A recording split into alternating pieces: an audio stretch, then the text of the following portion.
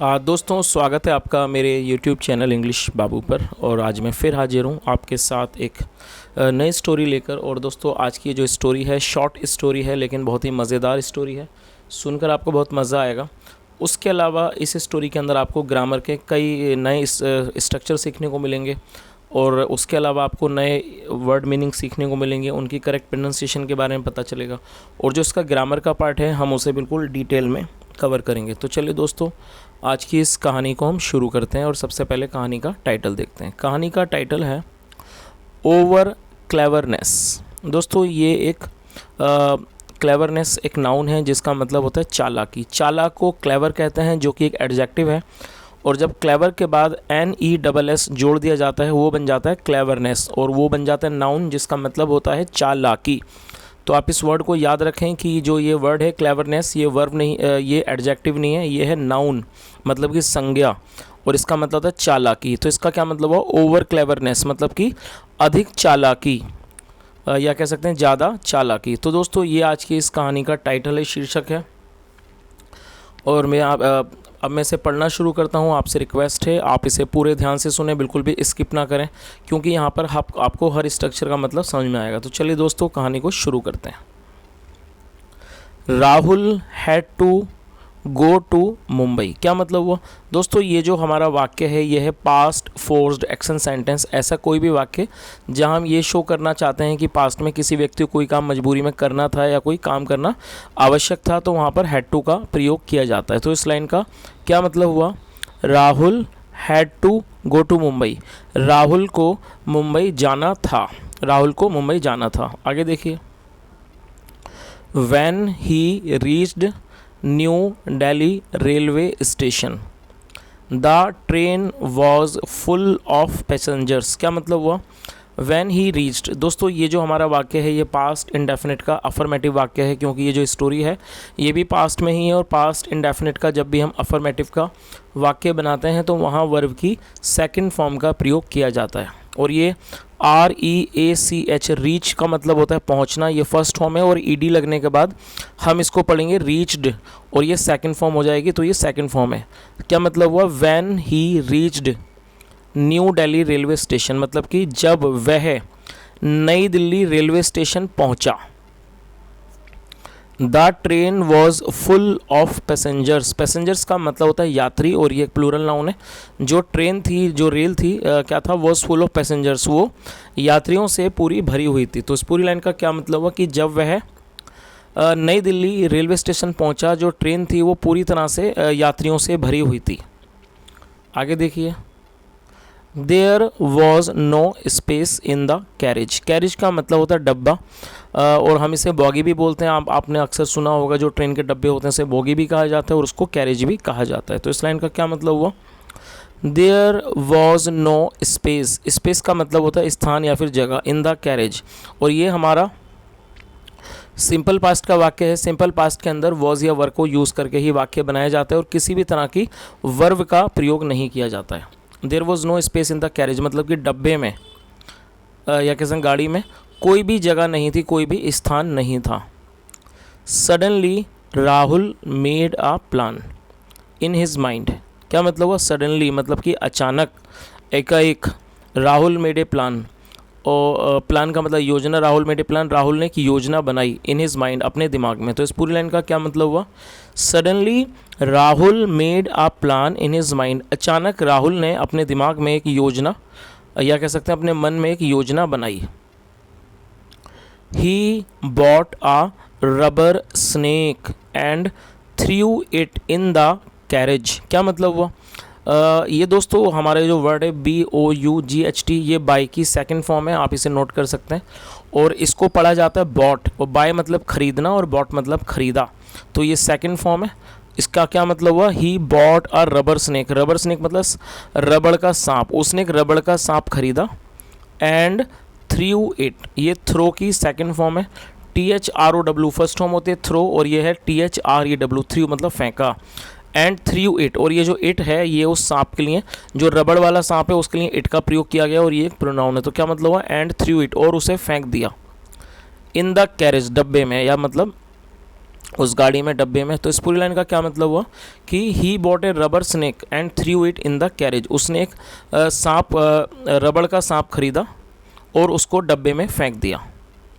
आगे देखिए, all the passengers got scared and ran out of the carriage. क्या मतलब हुआ दोस्तों, ये जो वर्ड है स्केयर्ड, ये एक एडजेक्टिव है, और जब आप कोई भी ऐसा वाक्य बनाते हैं जहाँ पर आप एडजेक्टिव को वर्ब के रूप में प्रयोग करते हैं, तो वहाँ पर आपको एक सपोर्टिंग वर्ब की ज़रूरत होती है, या आप उसके बिना वाक्य नहीं बना सकते।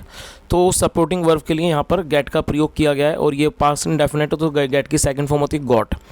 तो इसको वर्ब बनाने के लिए, स्केयर्ड को वर्ब बनाने के लिए गेट का प्रयोग किया जाता है। तो इस लाइन का क्या मतलब हुआ, all the passengers got scared. सारे यात्री, जो भी यात्री थे, पैसेंजर्स थे, मुसाफिर थे, गॉट स्केयर्ड, वो घबरा गए, डर गए, या कह सकते हैं घबरा गए, डर गए। एंड रैन आउट, रन की सेकंड फॉर्म में रैन आउट, और बाहर दौड़े, ऑफ द कैरेज, डब्बे के बाहर दौड़े। तो इस पूरी लाइन का क्या मतलब हुआ, all the passengers got scared and ran out of the carriage, मतलब सारे पैसेंजर्स घबरा गए और वो डब्बे के बाहर दौड़े। और दोस्तों आप समझ ही गए होंगे, जैसा उस लड़के ने रबड़ का सांप फेंका, तो जाहिर सी बात है दूसरे लोगों को शायद वो असली लगा होगा, और इस डर की वजह से वो लोग, जाहिर सी बात है जो सांप होता है वो थोड़ा, लोग उससे डरते भी हैं, और जिसकी वजह से लोग बाहर की ओर भागे। चलिए आगे देखते हैं आगे क्या होता है।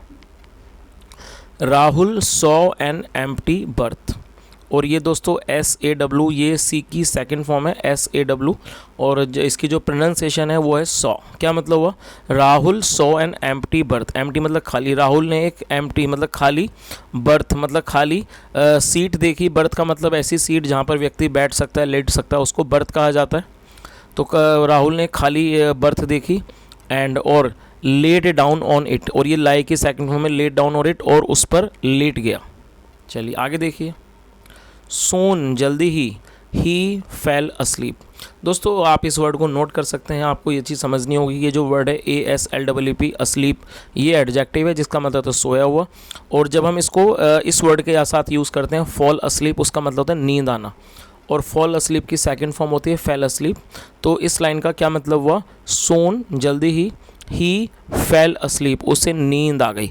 तो आप इस वर्ड को अपने पास नोट कर लीजिए, बहुत ही अच्छा वर्ड है, काम का वर्ड है। आपने सिर्फ स्लीप सुना होगा, स्लीप मतलब सोना, लेकिन नींद आने के लिए फॉल अस्लीप का प्रयोग किया जाता है, FALL फॉल। और वैसे फॉल का मतलब गिरना भी होता है, लेकिन यदि आप फॉल के साथ अस्लीप वर्ड लगाएंगे तो उसका मतलब हो जाएगा नींद आना, फॉल अस्लीप। और यहाँ पर ये इसकी सेकंड फॉर्म है, फॉल की सेकंड फॉर्म फेल अस्लीप। और यदि आप सिर्फ अस्लीप वर्ड को यूज़ करते हैं तो ये एडजेक्टिव है जिसका मतलब होता है सोया हुआ। तो ये साथ में मिलने के बाद ये वर्ब बन जाता है फॉल अस्लीप, और ये second form fail asleep.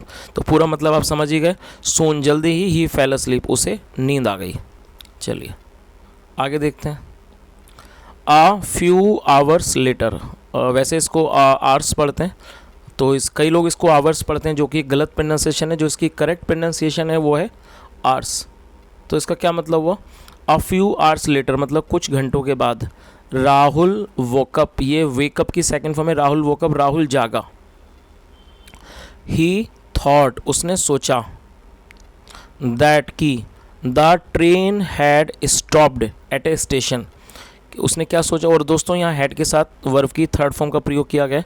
Head के साथ जब भी थर्ड फॉर्म का प्रयोग किया जाता है तो वो पास्ट परफेक्ट का वाक्य होता है। तो इस लाइन का क्या मतलब हुआ, आप इसे दोबारा से देख लीजिए। ही थॉट, उसने सोचा, दैट की, उसने सोचा कि the train had stopped at A station, जो ट्रेन है वो किसी स्टेशन पर रुकी थी। He got out of the carriage, वो डब्बे से बाहर आया। एंड आस्क्ड द TC, और उसने TC से पूछा। दोस्तों TC जो का मतलब होता है टिकट चेकर। जब आप ट्रेन में सफ़र करते हैं, यात्रा करते हैं, और जो व्यक्ति उसके अंदर चढ़ता है और वो आपके टिकट को चेक करता है, उसको TC कहा जाता है, जिसका मतलब होता है टिकट चेकर।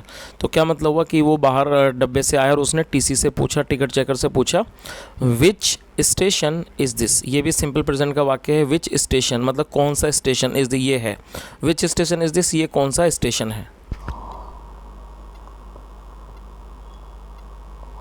और दोस्तों यहाँ पर आप इस चित्र को भी देख सकते हैं, ये ट्रेन खड़ी हुई है और ये TT है, और वो ये व्यक्ति राहुल है, वो लड़का TT से पूछ रहा है। चलिए आगे देखते हैं। द TC आंसर्ड, आंसर का मतलब होता है किसी बात का जवाब देना, तो क्या मतलब हुआ, the TC answer, ticket checker मतलब TC को इसकी फुल फॉर्म है टिकट चेकर, तो जो टिकट चेकर था उसने आंसर किया, जवाब दिया, दिस इज़ न्यू दिल्ली, ये नई दिल्ली है। चलिए व्हाट, क्या, अब जाहिर सी बात है उसको आश्चर्य हुआ, क्योंकि वो जो लड़का था वो उसे ऐसा लगा कि ट्रेन किसी स्टेशन पर रुकी होगी, लेकिन जब TC साहब ने उसको बोला कि नई दिल्ली है तो एकदम वो घबरा गया, मतलब उसको थोड़ा सा धक्का सा लगा, उसे शॉक लगा। व्हाट, क्या, सेड राहुल, राहुल ने कहा, यस, हाँ, there was a snake in this carriage, मतलब कि इस डब्बे में एक सांप था, सो इसलिए दिस कैरेज वॉज सेपरेटेड, और सेपरेट करने का मतलब होता है अलग करना। और दोस्तों ये जो हमारा वाक्य है, यहाँ वॉज के बाद थर्ड फॉर्म का प्रयोग किया गया है। जब भी वॉज या वर के बाद थर्ड फॉर्म का प्रयोग किया जाता है तो वो पास्ट इंडेफिनिट का पैसिव वॉइस का वाक्य होता है। तो ये हमारा पास्ट इंडेफिनिट का पैसिव वॉइस का वाक्य है। आपने सुने ही होंगे एक्टिव पैसिव, तो ये पैसिव है। तो इस लाइन का क्या मतलब हुआ इसको समझ लीजिए आप। सो इसलिए दिस कैरेज वॉज सेपरेटेड, ये जो डब्बा है इसे अलग कर दिया गया, एंड लेफ्ट बिहाइंड, और उसे पीछे छोड़ दिया गया, हेयर यहाँ, वाइल जबकि, द अदर कैरेजेस, और जो अन्य दूसरे डब्बे हैं, हैव लेफ्ट, वो जा चुके हैं। और ये लीव की थर्ड फॉर्म लेफ्ट मतलब रवाना होना, चले जाना, हैव लेफ्ट मतलब वो रवाना हो चुके हैं, जा चुके हैं, फॉर मुंबई, मुंबई के लिए। तो जो TC साहब थे उन्होंने उस लड़के को ये बताया राहुल को कि इस डब्बे में एक सांप था, इस वजह से ये जो डब्बा था उसको अलग कर दिया गया और इसको पीछे छोड़ दिया गया, जबकि जो अन्य जो डब्बे थे वो मुंबई के लिए निकल चुके हैं। चलिए आगे देखिए, राहुल्स ओवर क्लेवरनेस। दोस्तों यहाँ राहुल के बाद एपिस्ट्रोफी S का प्रयोग किया गया है। एपिस्ट्रोफी S का मतलब होता है काके की, तो इस लाइन का क्या मतलब हुआ, राहुल्स ओवर क्लेवरनेस, मतलब जो राहुल की ज़्यादा होशियारी थी, ज़्यादा चालाकी थी, had put him in deep trouble, उसने एक गहरी परेशानी में, यह कह सकते हैं बड़ी समस्या में, बड़ी परेशानी में डाल दिया था।